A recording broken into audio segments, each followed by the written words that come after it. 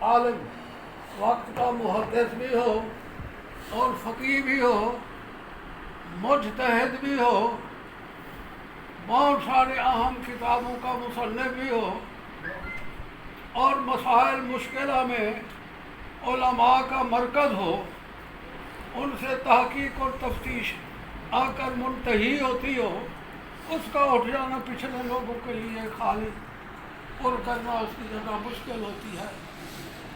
ہمارے ماضی قریب میں مولانا حافظ محمد گودری رحمۃ اللہ علیہ مرجع سے رحمۃ اللہ علیہ، یا حافظ عبداللہ روپڑی رحمۃ اللہ علیہ، یہ لوگ تھے مرجع۔ پھر اس کے بعد مولانا محدث جلال پوری صاحب، مولانا سلطان محمود صاحب، وہ بھی مرکز سے علماء کا جہاں مسائل آ کر تحقیق شدہ ہوتے اور ان کی تحقیق کے بعد فیصلہ ہو جاتا۔ مولانا رفیق صاحب مرحوم بھی انہی میں سے ایک شخصیت تھے۔